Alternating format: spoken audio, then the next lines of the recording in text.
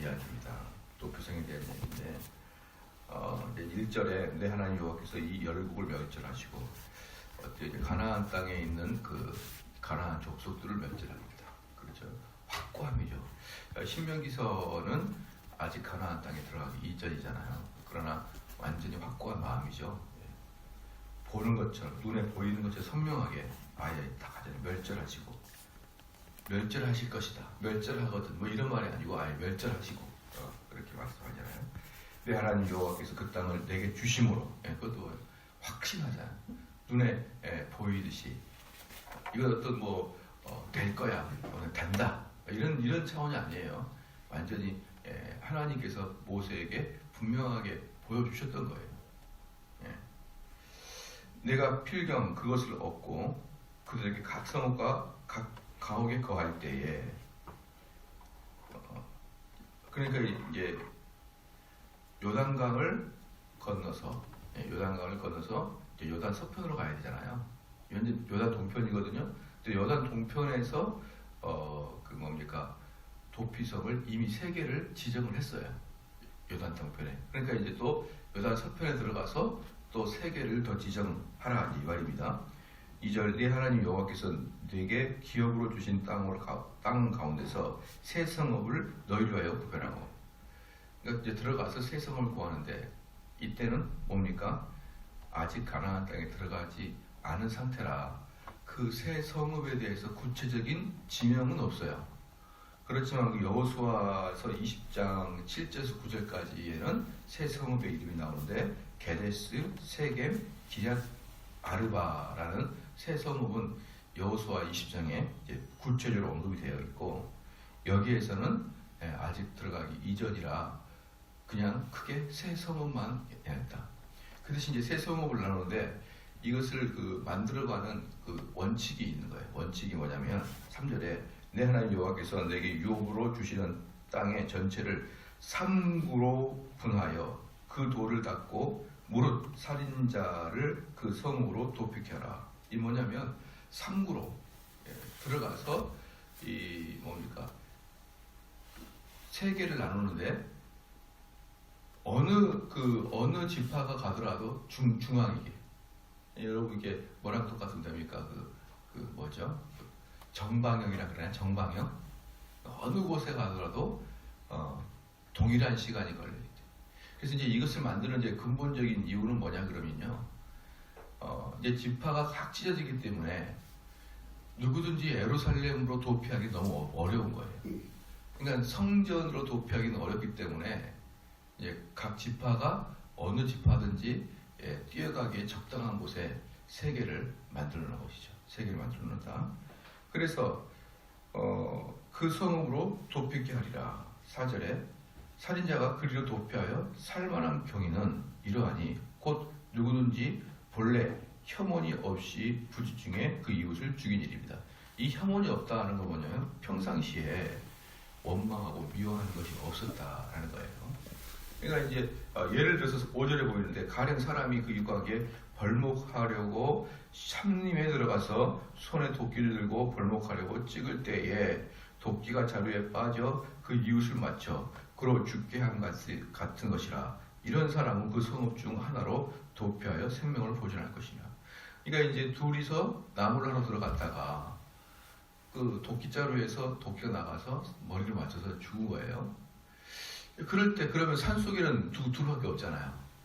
둘밖에 없는데 얘가 그 사람을 원한을 가지고 의도적으로 죽였는지 아니면은 도끼자루 같이 이런 것들이 잘못 실수로 죽은 것인지를 뭘로 분별할까요? 그 사람은 막 이제 도망갈 거거든요. 도망가서 도피성으로 들어가게 되면 여러분 옛날에 민수기 할 때도 강의를 드렸지만 도피성이 들어간다고 사는 게 아니에요. 도피성이 들어가면 거기는 제사장들이 다시 재판을 봅니다. 그러니까 이 사람은 도피성에 들어가는 것은 뭐예요? 이 재판을 받아야만 되겠다 이 말이거든요. 이 재판을 받지 않으면 어때요? 보수자가 6절에 그 사람이 그에게 본래 혐오이 없으니 죽기에 합당치 아니하나 두렵건대 보수자의 마음에. 보수자가 뭡니까?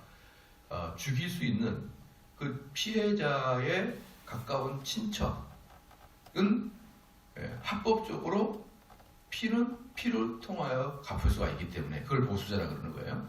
보수자가 그 사람에게 당도하기 전에 미리 나는 보수자한테 안 죽고 재판을 받아야 되겠다. 이런 사람이 어디에 들어갑니까? 도피성이 들어가는 거예요. 근데 이 사람이 만약에 도피성이 들어왔을지라도 그가 의도적으로 살인을 했다 그러면은 이 자를 다시 사형을 시키거나 보수자에게 넘길 수 있는 거죠. 그렇죠. 그러면 이 사람이 의도적인 살인을 했는지 실수를 했는지 그 판단이 뭐냐? 술 속에는 딱 단둘이밖에 없는데 뭐냐? 평상시에 혐오한 마음이 있느냐 말이에요. 평상시에 원수지고 미워하는 마음이 있었느냐 또는 빚을 지고 있었느냐 이런 것들로 이제 판단하는 거예요. 증인이 없잖아요. 그래서 주변 탐문하겠죠. 평상시에 저를 어떻게 생각했느냐. 만약에 그러면 가인과 아벨이면은 주변인들에게 탐문하는 거죠. 야, 얘가 들판에서 맞았는데 가인이 돌을 이렇게 던져주다가 실수로 맞은 거냐, 아니면 가인이 친 거냐 이렇게 물어봤을 때 어때요? 주변인들이 가인은 평상시에 아벨의 제사 때문에 상당히 열등감이나 분노를 가지고 있었습니다. 이런 뭡니까? 조사들이 나올 거 아니에요. 이제 그러면 그것은 어때요? 의도적인 살인이라고 보는 거예요. 그러니까 여기서도 보면은 정말 뭡니까? 어떻게 이렇게 오래전 시대에 이 현대법이랑 다를 바가 없을까라는 생각이 들 정도로 놀라는 거예요. 제가 지난번에도 도피성에 대해서 이야기를 해드렸는데 지금은 모르겠는데 제가 어릴 때 이제 그 학교 사회 선생님이 이야기해 준 게 뭐냐 그러면은 사람을 죽일 때도 칼로 사람을 죽일 때도 이렇게 드는 거 있잖아요. 이렇게 들어서 이렇게 죽이는 거하고 이렇게 찍어서 죽이는 게 형량이 다르다 그렇게 이야기 들었었어요. 형량이 다르다. 이렇게 찍은 거하고 이렇게 죽이는 1번, 2번 어느 게 더 형량이 클까요? 보통 우리는 2번이 더 크게 아닌가? 더 무식하게 찍잖아요. 이렇게 하나 이럴 때 근데 이제 이렇게 찍은 것은 의도성이 있었다 처음부터. 쟤를 내가 죽이겠다 이거고 자 이렇게 쓰는 것은 순간 분노를 참지 못해서 했다. 그래서 이걸 더 어떻게 짓느냐에 따라서도 형량이 달라지고 그렇죠.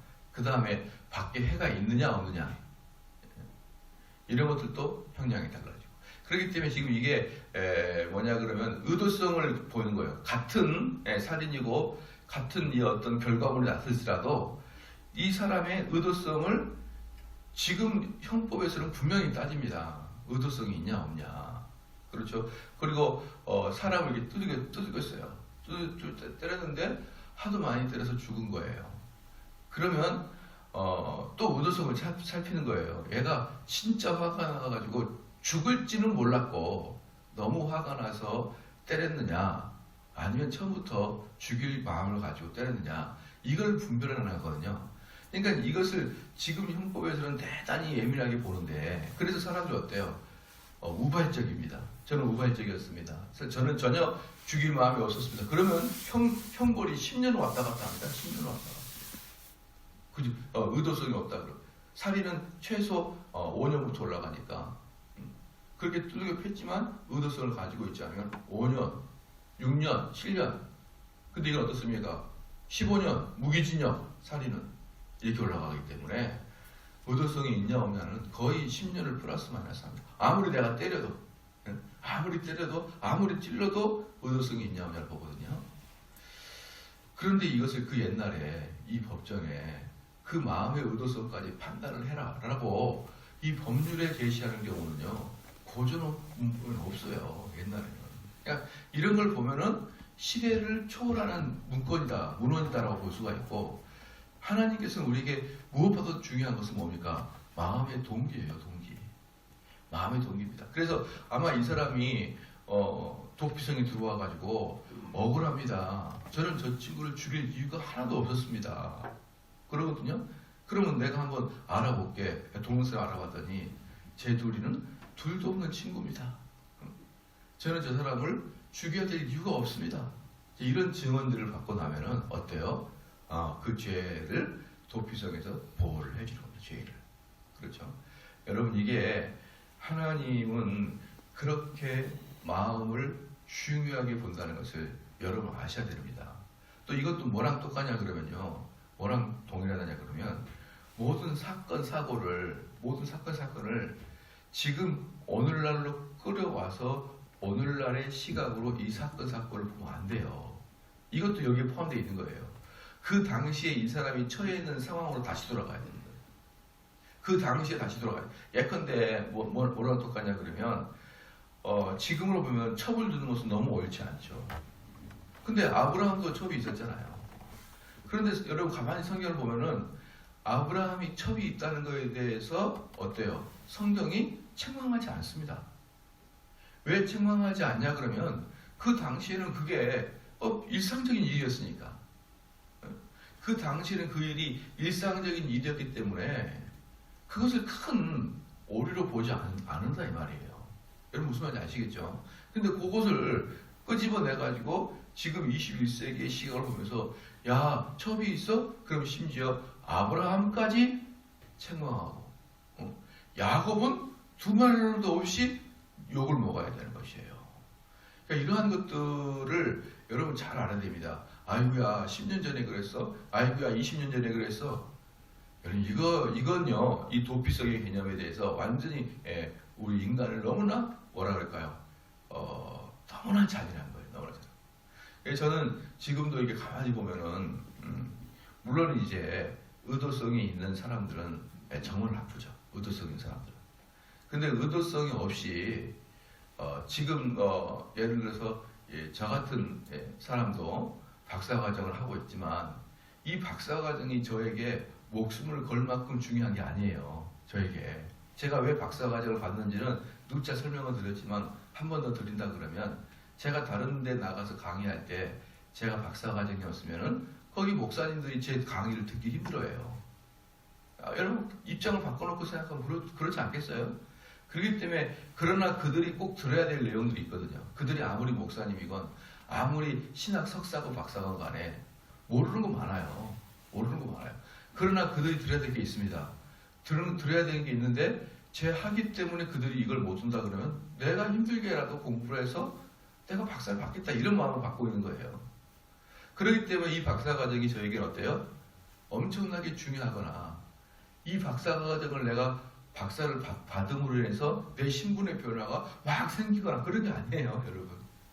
또는 어떤 분들 중에 나이가 50, 60 되는 분 중에 공부를 하고 싶은데 그냥 공부하게 되면은 나태해질까봐 또 이왕 공부하는 거 박사학위도 받고 싶어가지고 약간 무슨 말을 할까요? 약간 취미생활 비슷하게 박사학위 받은 사람도 있어요.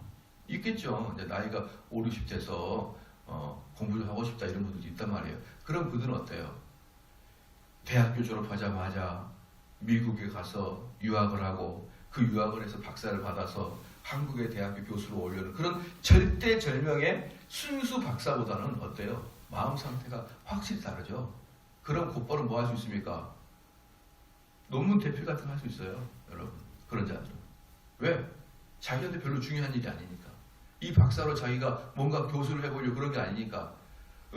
그렇게 50 먹은 사람이 앉아가지고 목회할라, 또 자기 사업할라, 또는 뭐 직장 고위직에서 공무원 근무할라 이렇게 하면서 저녁에 공부하고 그날 그 공부하는 김에 박사도 받고 이러는 사람을 순수 유학파랑 똑같은 잣대로 이 사람이 대필했냐 아니냐 이렇게 보는 것은 어때요? 문제가 있다. 물론 대필하는 건 잘못이지만 순수 유학파, 순수 박사과정을 받을 사람, 그래서 이 박사를 밟아서 대기업에 취업하려고 하거나 교수로 들어간 사람, 이 사람의 잣대와 약간 취미생활로 박사학위 받은 이 사람의 잣대를 동일하게 공부된다 안 된다? 안 되는 거예요. 이러한 개념들이 도피성 개념이라고요. 똑같은 잣대, 똑같은 무시무시함 이걸로 다 재면 안 되고 그 사람의 상태, 그 사람의 마음의 어떤 그 동기, 그 사람이 현재 취해 있는 여러 가지 주변 환경 이것들을 다 고려해서 한 사람을 평가하는 게 하나님의 마음인 것입니다. 그래서 우리는 이러한 결과물만 가지고 이랬다 저랬다 하지 마십시오. 지금부터 15년 전에 우리나라에 뭐가 없었어요? 지적재산권의 개념이 거의 없었잖아요. 15년 전에. 아마 저는 대학 다닐 때 맨날 뭐였냐면은 책 복사였었거든요. 책 복사해가지고 아무런 거리낌이 없었어요. 아무런 거리낌. 지난번에 제가 그래서 분야할 때 이야기하니까 우리 이광란 주사님 의사들은 맨날 복사에 있었대요. 그러니까 그때는 뭐예요? 지적재산권 개념이 없어요. 그러면 어떻게 그렇게 책을 카피한 사람을 공직자로 쓸 수 있느냐, 이렇게 나가는 것은 상당히 뭡니까? 사람을 애매하게 잡아 죽이는 것이다. 애매하게. 좀 이해가 되시죠? 그렇다고 그들이 오케이 그런 뜻은 아니에요. 그들이 비록 책망을 들을지라도 합당한 정도의 책망을 받아야 되는 것이지, 그 사람의 상황을 과도하게 해가지고 그렇게 하는 것은 아니라. 야곱 같은 경우도 어때요? 첩을 두고 있는 것에 대해서 하나님이 그에게 책망하지 않지만 결국 첩들 때문에 난 애들 때문에 야곱이 얼마나 고생합니까? 물론 큰 하나님의 섭리를 보면은 그 첩을 난 12아들 통해서 12지파가 되죠. 그건 하나님의 섭리죠. 그러나 야곱의 당사자 입장은 어때요? 서로 자기 엄마 다 다르잖아요. 자기 엄마들끼리 뭉치는 거예요. 그래서 네 개의 세력이 된 겁니다. 4개의 세력. 서로 뭡니까? 야곱에게 잘 보이고 야곱의 유산을 더 받으려고 어때요? 서로 싸웁니다. 서로. 피가 난제해지고 서로 암투가 벌어지고, 여러분 그러한 것들이 자기 자식들이 자기 앞에서 서로 뒤에서 꼼수를 부리고 서로 죽이려고 하는 것들을 보십시오. 어때요? 아버지 입장에서는 그게 바로 고통이고 고민이죠. 그렇기 때문에 하나님께서는 그에게 첩을 얻은 것에 책망하지 않지만, 그럼에도 불구하고 어때요? 4명의 부인과 수많은 자녀가 있으니까 그걸 통해서 야곱의 마음은 한 번도 편할 리가 없었을 것입니다. 없었을 것이에요. 저도 보면은 자녀들 키우면 꼭 자녀들이 오빠를 욕하거나 동생을 욕하거나 저한테 와서 일러요. 그러면 야, 걔 진짜 나쁘다. 그렇게 해줄까봐. 자기는 미우니까 아빠 엄마한테 이야기. 그러면 그런 거 들을 때마다 부모는 어때요? 좀 얘네들이 좀 형제간에 우애하게 살지 왜 자꾸 이럴까, 이런 느낌 들지 않겠어요? 그래서 우리는 그 사람을 당시의 환경으로 처보해야 된다. 이게 바로 도피성의 마음인 것입니다. 그래서 우리 살아갈 때는 여러분들이 무슨 행위를 하냐도 중요하지만 그 행위를 하는 근본적인 이유는 무엇인가 라는 것을 알기 위해서는 뭘 해야 된다? 대화해야 된다. 그냥 사람들 소문을 듣고 그냥 평가하지 마라. 제가 우리 우리 목사님들 세계, 개혁식 목사님들 세계에서 대놓고 저의 정치적 색깔도 좀 드러내고, 또 좀 바보 같은 목사들의 모습이 있으면 또 제가 일갈도 날리고, 그러니까 저를 좋아하지 않는 젊은 목사들이 꽤 많아요. 왜냐하면 젊은 목사들의 어떤 관점은 어때요? 상당히 정의파고, 저는 정의파 자체를 별로 좋아하지 않거든요. 정의는요 언제 사용하냐 그러면 사람들 인사를 뽑을 때, 인사를 할 때, 사람을 등용할 때 정직하게 실력대로 뽑아야죠. 이건 정의로운 거예요. 정의로운 게 안 좋은 게 아니에요. 좋은데 문제는 뭐냐면 매사를 정의로 하면 정의로 잣대를 대면 안 되는 거예요. 예를 들어서 경제는 정의로 잣대를 들이는 게 아니에요. 경제를 정의로 잣대를 들이면 모든 경제 다 망해버립니다. 그러니까 정의로움으로 잣대를 들일 때가 있고 안 들일 때가 있는데, 지금 현재 제가 젊은 사람들 보면은 정의감으로 모든 걸 다 평가를 한다 이 말이에요. 저는 그것을 동의할 수가 없다는 거예요. 그러면 언뜻 보면 뭐예요? 아니 개혁주의 목사가 왜 저렇게 약간 비겁하지? 왜 저렇게 그러지? 이런 생각이 들 수 있어요. 특별히 누구한테? 젊은 목사한테. 그래서 젊은 목사님들이 모이면 제 욕을 한다는 정보를 누군가가 들었어요. 제가 직접 들은 게 아니라 저랑 친한 어떤 목사님이 들었어요. 모이면 정대호 목사님 이상하다는 사람 소문이 있다. 근데 그분이 저를 좋아하고 저를 사랑하니까 그 젊은 목사한테 이야기했어요. 그럼 너희들 정대호 목사님 한번 만나봤냐? 대화는 한번 해봤냐? 자, 네 평가는 어떻게 해서 내 평가지? 단 한 번도 보지 않고 대화하지 않고, 그분이 왜 그렇게 주장하는 거 들어보지 않고, 다른 사람의 이야기 통해서 그분은 내 평가하고 있지? 너희들 어떠냐? 라고 딱 지목하니까 한 말씀 못하는 거예요.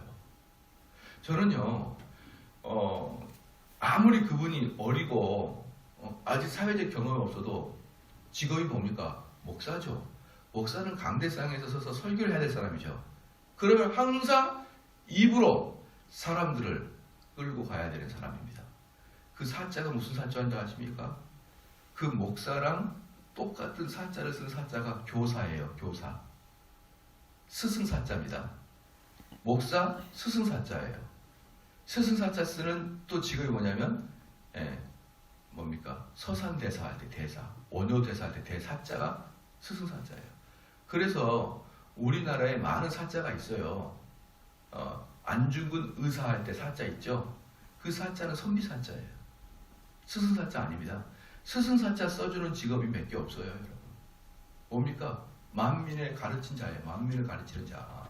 이 교사, 목사, 대사 이런 자들은 가르치는 자라고 우리나라에서 이렇게 아주 존귀한 자로 한문을 써줘요. 그럼 어때요? 강대상에서 가르친 자는 모름지기 어떻습니까? 가급적이면 최소한 열심히 노력해서 실수하지 말아야죠. 노력해서 가르치는 스승이니까 자기 주관을 가르치지 말고 진리와 객관성을 가르쳐야 되죠. 저는 이러한 것들이 모든 스승들의 덕목이라고 생각합니다. 그런데 앞으로 우리나라의 중진적인 목회할 젊은 목사님들이 소문 듣고 어떤 그 흐름 보고 대충 판단해가지고 이야기하는 그 버릇 스타일 자체가 저는 싫어요. 그래서 자기가 확고한 게 아니면 어때요? 이야기하지 말아야죠. 언제든지 실수할 수 있으니까 이야기하지 말아야죠. 맞죠? 이러한 것들을 이렇게 최소한 가르치는 자, 목사님 이러한 사람들은 이런 마음, 도피성의 마음을 철저히 가져야 돼요. 그래서 사람 하나 볼 때 어때요? 너무 억울하지 않도록 판단해줘야 되고 너무 억울하지 않도록 들어줘야 되고 사람들이 제일 화날 때가 언제예요? 그러지 않았는데 애매하게 자기를 오해하고 밀어붙이고 근데 그러한 것들이 일반 교인들이 그런다면 그러려니 하겠는데 전도사님이나 목사님이나 사역자들이 그런 식으로 가면 절대로 안 됩니다. 왜? 우리 주님은 어떻습니까?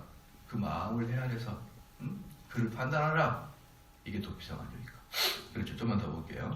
그런데 6절에 그 사람이 그에게 본래 혐오이 없으니 죽이거나 합당치 아니하라 두려울 건데 보수자의 마음이 뜨거워서 뜨겁다는 말이 뭡니까? 지금 현재 막바로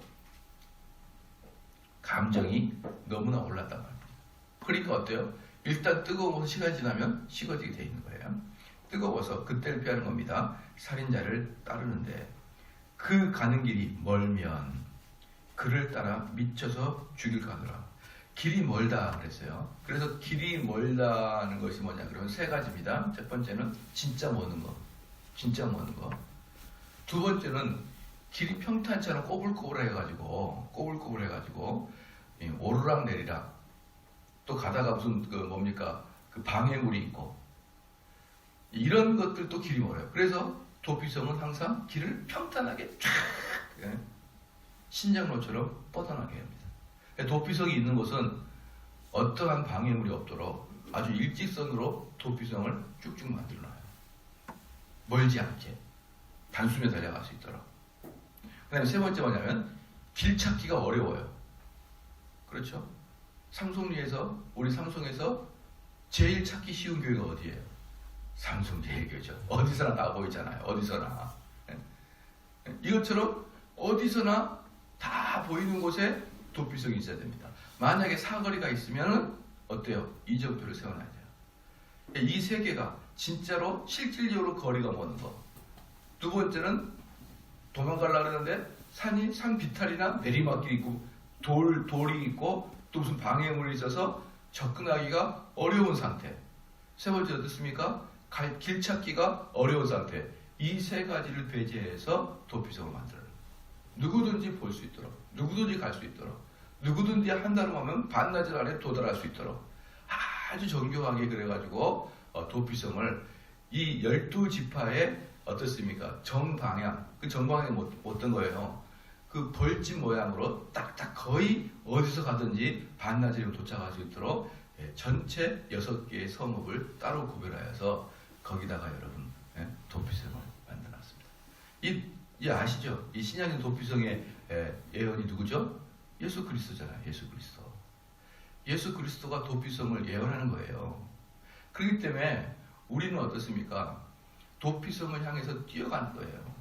뛰어가서 도피성의 문을 두들겨서 제발 나 좀 살려주세요 라고 하잖아요. 그럼 도피성의 문이 열려서 내가 도피성 안에 들어가기 전까지 한시도 마음에 위로가 없고 평안이 없고 평강이 없는 거예요. 우리는 이 땅에 우는 사자와 같이 악한 마귀는 우리를 잡아먹으려고 아주 의기양양하게 그냥 이빨을 갈고 우리를 잡아먹으려고 그러거든요. 그렇기 때문에 우리는 뛰어가가지고 이 마귀를 피해서 뛰어가서 도피성 안에 들어갈 때까지 마음에 평강이 없습니다. 그런데 그 예수님께 다가가는 길은 어느 누구에게나 열려있고 차별이 없고 그를 막아내지도 않고 누구든지 달려와서 문을 두들기면 열어줄 수 있도록 평탄한 길이 어때요? 신앙의 길이에요. 들어오는 길입니다. 자기가 달려 들어오지 않아서 그렇지 누구에게 차별을 주지 아니하는 것들이 신앙의 길인 거예요. 신앙의 길. 이런 것들을 보면은 7절 보십시오. 그러므로 내가 네게 명하기를 새 성읍을 너를 위하여 구별하라 하노라. 이 새 성읍이 뭐라고 했습니까? 요단강 서쪽으로 돌아와서 새 성을 만들고 이 요단강 동쪽에는 이미 새 성읍을 이미 할당해 놨고 그렇죠. 그래서 어느 누구도 억울하게 나는 복음을 못 들었습니다. 지옥에 가서 어느 누구도 그런 말 못하게. 우리 한국 사람들은요. 어느 누구도 하나님 몰랐습니다. 라고 변명할 수 없도록 우리 한국은 이미 하나님이 그렇게 만들어놨어요. 어느 누구도 저는 복음을 모릅니다. 제가 옛날에 분열대학 강의할 때 말씀했는데 어느 누구도 나는 주님을 모릅니다. 예수님 모릅니다. 그렇게 말하지 않도록 누가 그렇게 만들었을까요? 이승만 대통령이 어느 누구도 예수님을 모른다라고 말하지 못하도록 우리 한국 만들어놨어요. 왜? 학교 가면 교목이 있죠. 군대 가면 군목이 있죠. 감옥 가면 교도소에 목사 있죠. 공공기관 가면은 그 안에 신우회 목사 있죠. 이것을 이승만 대통령이 마음을 먹을 때 대한민국 사람은 태어나서 죽을 때까지는 꼭 한 번은 목사를 보도록 체계를 만들어 버렸어요. 여러분. 이제 그거에 따라서 나중에 어때요? 불교도 또 천주교도 그런 군종제도를 만들었지만 처음에는요 목사밖에 없었습니다. 목사. 그렇기 때문에 한국 사람들은 어느 누구도 목사를 한 번은 만나고 죽게 되어 있어요. 그래서 여러분 병원 가도 누가 있을까요? 또 목사님 와가지고 원봉 목사님 오셔가지고 또 복음 전하고. 그렇기 때문에 한국 사람들은요 나는 복음을 못 들었는데요 한마디도 못합니다. 어느 누구에게 다 열렸어요. 어느 누구도 하나님 말씀을 들어보게끔 되어 있는 게 대한민국이에요.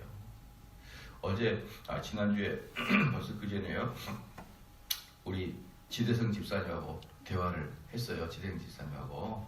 그랬더니 지대성 집사님은 부모님 모든 일가 친척 중에 아무도 예수를 믿는 사람이 없어요. 아무도. 지집사님이 첫 번째입니다. 첫 번째. 그리고 어때요? 팔순이 되신 부모님을 전도한 거 아니에요. 얼마나 자랑스럽습니까? 그 집안의 최초 선교사 아니에요. 그 집안의 언도도 아닙니다.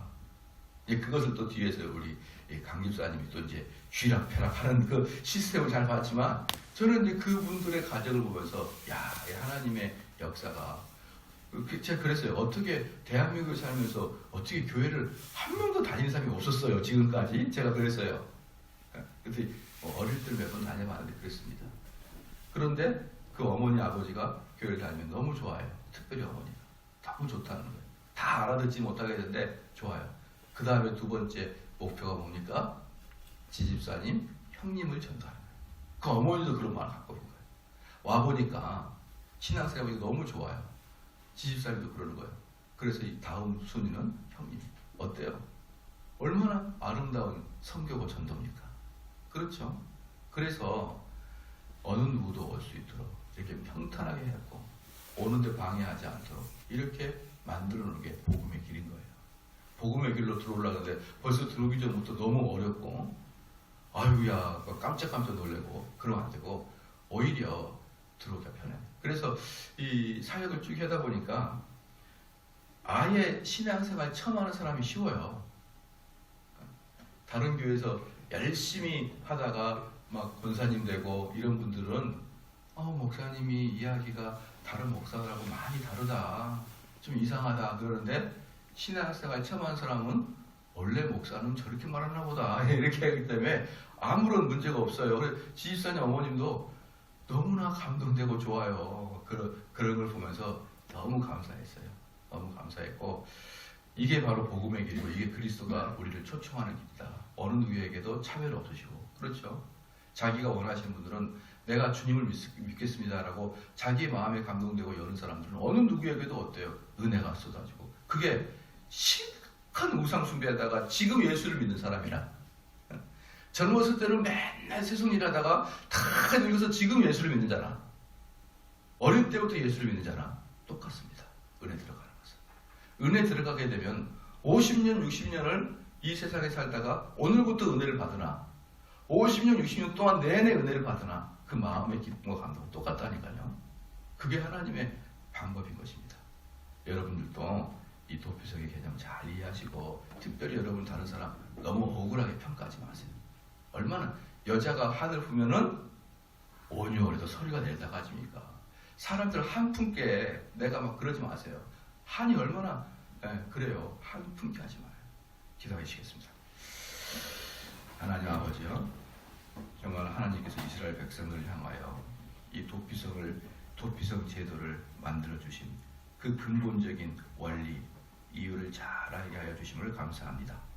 하나님의 이 마음처럼 우리를 또 많은 사람들 상대할 때 그들의 마음을 헤아리게 하여 주시옵고 그들을 억울하지 않게 하여 주시옵고 정말 내가 만나는 모든 사람들을 평가할 때 자세히 이야기를 듣기 전에는 내가 결코 평가하지 않겠노라는 마음을 가질 수 있도록 역사하여 주시옵소서.